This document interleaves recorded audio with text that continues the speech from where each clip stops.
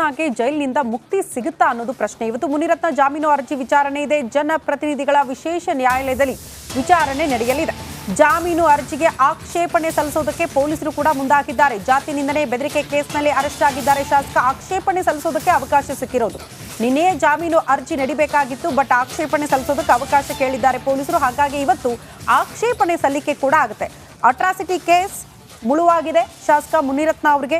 ಸಾಮಾನ್ಯವಾಗಿ ಅಟ್ರಾಸಿಟಿ ಕೇಸ್ಗೆ ಸಂಬಂಧಪಟ್ಟಂತೆ ಏನಾದರೂ ಸಾಬೀತಾದರೆ ಶಿಕ್ಷೆ ಪ್ರಮಾಣ ಗಮನಿಸಿದ್ರೆ 5 ವರ್ಷ ಜೈಲು ಶಿಕ್ಷೆ. ಇಲ್ಲಿ FSLಗೆ ಅವರ ಧ್ವನಿ ಪರೀಕ್ಷೆಯನ್ನು ಮಾಡಲಾಗಿದೆ, ಅದರ ಸ್ಯಾಂಪಲ್ ಅನ್ನು ಕಳಿಸಲಾಗಿದೆ. ಇವರೇ ಮಾತನಾಡಿದ್ದಾರೆ ಅನ್ನೋದು ಕನ್ಫರ್ಮ್ ಆಗಿಬಿಟ್ರೆ ಸಹಜವಾಗಿ ಸಂಕಷ್ಟ.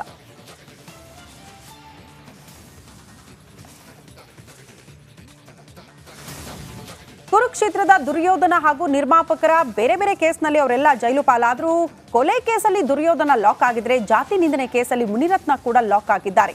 ಇವತ್ತು ಮುನಿರತ್ನರ ಜಾಮೀನು ಅರ್ಜಿ ವಿಚಾರಣೆ ನಡೆಯಲಿದ್ದು ಜೈಲ ಬೇಲ ಡಿಸೈಡ್ ಆಗುತ್ತೆ. ಈ ಕುರಿತ ರಿಪೋರ್ಟ್ ಇಲ್ಲಿದೆ.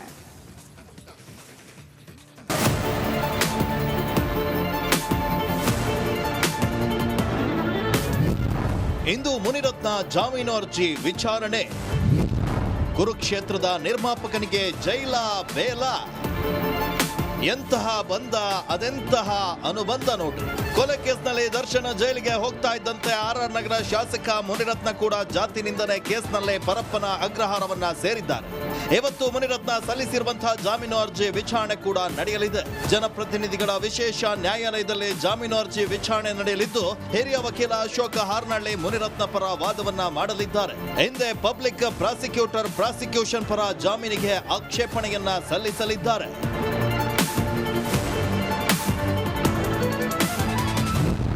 ಸೆಂಟ್ರಲ್ ಜೈಲಲ್ಲೇ ಮಾವ ಅಳಿಯ ಲಾಕ್. ಹಿಂದೆ ಪ್ರಜ್ವಲ್ ಹಾಗೂ ಸೂರಜ್ ಪರಪ್ಪನ ಅಗ್ರಹಾರವನ್ನ ಸೇರಿದ್ರು. ಈಗ ಶಾಸಕ ಮುನಿರತ್ನ ಹಾಗೂ ತಂಗಿ ಮಗ ದೀಪಕ್ ಜೈಲಲ್ಲಿದ್ದಾರೆ. ರೇಣುಕಾ ಕೊಲೆ ಕೇಸ್ನಲ್ಲಿ A13 ಆಗಿರುವಂತಹ ದೀಪಕ್ ಪರಪ್ಪನ ಅಗ್ರಹಾರದಲ್ಲಿದ್ದಾನೆ. ಈ ಮೂಲಕ ಸಂಬಂಧಿಗಳಿಬ್ಬರು ಪರಪ್ಪನ ಅಗ್ರಹಾರ ಜೈಲ್ ಸೇರಿದ್ದಾರೆ. ಇವತ್ತು ಮುನಿರತ್ನ ಜಾಮೀನು ಅರ್ಜಿ ವಿಚಾರಣೆ ನಡೆಯಲಿದ್ದು ಜೈಲಾಗುತ್ತಾ ಅಥವಾ ಬೇಲಾಗುತ್ತಾ ಅನ್ನೋದು ಕಾದ್ ನೋಡಬೇಕಿದೆ. ನಾಗರಾಜ್, ರಿಪಬ್ಲಿಕ್ ಕನ್ನಡ, ಬೆಂಗಳೂರು. ಇನ್ನು ಸಹೋದರರು ಜೈಲು ಸೇರಿದ ಬಳಿಕ ಈಗ ಸಂಬಂಧಿಗಳು ಜೈಲಿಗೆ. ಈ ಹಿಂದೆ ಪ್ರಜ್ವಲ್, ಸೂರಜ್ ಪರಪ್ಪನ ಅಗ್ರಹಾರ ಸೇರಿದ್ರು. ಈಗ ಶಾಸಕ ಮುನಿರತ್ನ ಹಾಗೂ ತಂಗಿ ಮಗ ದೀಪಕ್ ಜೈಲಿಗೆ. ರೇಣುಕಾಸ್ವಾಮಿ ಕೊಲೆ ಆರೋಪಿ 13 ದೀಪಕ್ ಜೈಲು ಸೇರಿದ್ದಾನೆ. ದರ್ಶನ್ ಜೊತೆ ದೀಪಕ್ನ ಬಂಧಿಸಿದ್ದ ಕಾಮಾಕ್ಷಿ ಪಾಳ್ಯ ಪೊಲೀಸರು. ಈಗ ಜಾತಿ ನಿಂದನೆ ಕೇಸ್ ಹಿನ್ನೆಲೆ ಮುನಿರತ್ನ ಕೂಡ ಜೈಲಿಗೆ ಸೇರಿದ್ದಾರೆ. ಒಂದು ಮಾತನ್ನು ಹೇಳಿದರು, ಯಾರೋ ಇದು ಉಲ್ಟಾ ಆಗುವಂಥ ಮತ್ತೊಂದು ದೊಡ್ಡ ಪ್ರಮಾಣದಲ್ಲಿ ಕಿರಿಕಿರಿ ಆಗುವಂಥ ಸಾಧ್ಯತೆ ಇದೆ. ಈ ಇವರೇನು ಹೇಳ್ತಾರೆ ಗೊತ್ತಾ, ಬಹುಶಃ ಇವರಿಗೂ ಒಂದು ನೋಟಿಸ್ ಹೋಗ್ಬೋದು. ಯಾರಿಗೆ? ಮುನಿರತ್ನಗೆ. ಬಹುಶಃ ಹಂಗಾಗತ್ತೆ. ಅಲ್ಲಿ ದೀಪಕ್ ಇದ್ದಾನಲ್ಲ, ಇವರು ಆಡಿಯೋದಲ್ಲಿ ಏನ್ ಹೇಳ್ತಾರೆ ಅಂತಂದ್ರೆ, ರೇಣುಕಾಸ್ವಾಮಿನ ಕೊಂದದ್ದು ಯಾರು ಗೊತ್ತೇನೋ, ದೀಪಕ್ ಕಣೋ ಕೊಂದಿದ್ದು ಅಂತ ಹೇಳ್ಬಿಡ್ತಾರೆ. ಹಾಗಿದ್ರೆ ಇವ್ರಿಗೆಲ್ಲ ವಿಚಾರ ಗೊತ್ತಾಯ್ತು ಅಂತ ಆಯ್ತು. ಎಲ್ಲ ವಿಚಾರ ಗೊತ್ತಾಯ್ತು ಅಂತ ಆಯ್ತು. ಸೊ ಹಾಗಿದ್ದಾಗ ಈಗ ದರ್ಶನ್ ಕೇಸನ್ನು ತನಿಖೆ ಮಾಡ್ತಾ ಇರುವಂತಹ ಈ DCP and ACP and special public prosecutor Prasanna Kumar ಇವರೆಲ್ಲರೂ ಕೂಡ ಮುನಿರತ್ನ ಅವರನ್ನು ಕೂಡ ಈ ರೇಣುಕಾಸ್ವಾಮಿ ಕೊಲೆ ಕೇಸಲ್ಲಿ ಫಿಟ್ ಮಾಡುವಂಥ ಸಾಧ್ಯತೆಗಳು ಕಂಡು ಬರ್ತಾ ಇದೆ. ಯಾಕಂದರೆ ನಿಮ್ಗೆ ಮಾಹಿತಿ ಗೊತ್ತಿದೆ ಅಂತ ಹೇಳಿ. ಈಗ ಜಸ್ಟ್ ಚಿಕ್ಕಣ್ಣ ಅಲ್ಲಿ ಒಂದು ಸ್ಟೋನಿ ಬ್ರೂಕ್ ಹೋಟೆಲ್ಗೆ ಹೋಗಿದ್ರು ಅನ್ನೋ ಕಾರಣಕ್ಕಾಗಿ ನೀವಿದ್ರ ಕರೆಸಿ ಮಾತಾಡಿದ್ರು ಅಲ್ವಾ? ಸೊ ಹಾಗಾಗಿ ಇವ್ರು ಹೆಂಗೆ ಹೇಳ್ತಾರೆ ಆಡಿಯೋದಲ್ಲಿ, ಆಡಿಯೋ ನಿಜವೇ ಅಂತ ಆದರೆ, FSL ರಿಪೋರ್ಟಲ್ಲಿ ಬಂದ ನಂತರ ಆಡಿಯೋ ನಿಜವೇ ಅಂತ ಆದರೆ ಇವತ್ತು ಅದು ಬೇರೆ ಬೇರೆ ಟ್ವಿಸ್ಟ್ಗಳನ್ನು ಪಡಿಬೋದು. ಆಮೇಲೆ ಇವರ ವಿರುದ್ಧ ಒಂದು ಸ್ವಲ್ಪ ಪೊಲಿಟಿಕಲ್ ರಿವೆಂಜ್ ಕೂಡ ಇದ್ದ ಕಾರಣಕ್ಕಾಗಿ ಇವರನ್ನ ಫಿಟ್ ಮಾಡುವಂಥ ಎಲ್ಲ ಸಾಧ್ಯತೆಗಳು ಕಂಡು ಬರ್ತಾ ಇದೆ. ನೋಡೋಣ ಏನಾಗುತ್ತೆ. ಇನ್ನು ಪರಪ್ಪನ ಅಗ್ರಹಾರ ಅಪರಾಧಿಗಳಿಗೆ ಪಾಠ ಕಲಿಸುವ ವೇದಿಕೆ ಆಗಬೇಕಾಗಿತ್ತು. ಆದರೆ ಇತ್ತೀಚೆಗೆ ಜನಪ್ರತಿನಿಧಿಗಳ ಅಡ್ಡೆಯಾಗಿ ಅದು ಮಾರ್ಪಾಡಾಗ್ತಾ ಇದೆ. ಯಾಕಂತೀರಾ? ಆ ಬಗ್ಗೆ ಕೂಡ ಒಂದು ವರದಿ ಇದೆ, ನೋಡ್ಕೊಂಡು ಬರೋಣ.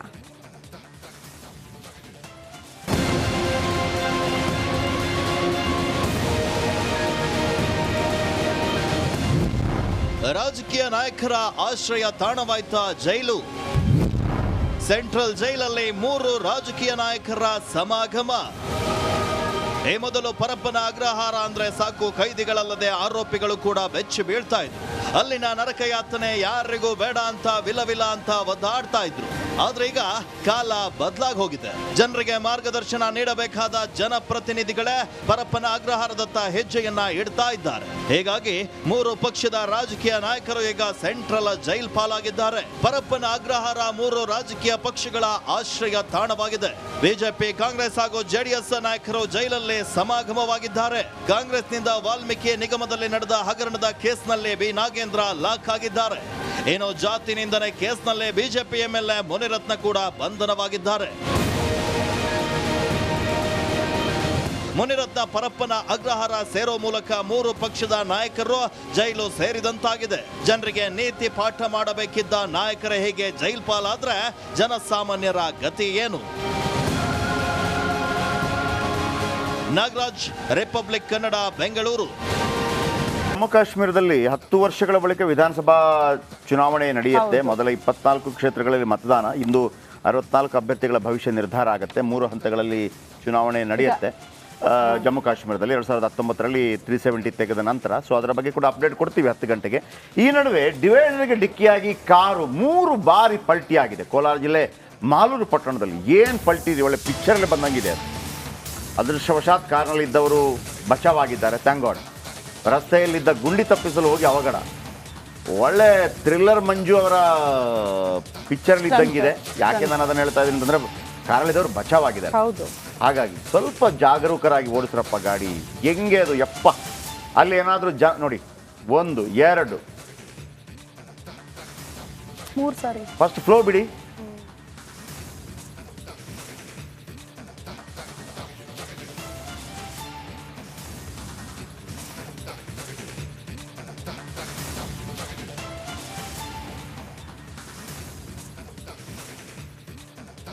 ಯಾವ ಥರ ಪಲ್ಟಿ ಆಯ್ತು ನೋಡಿ.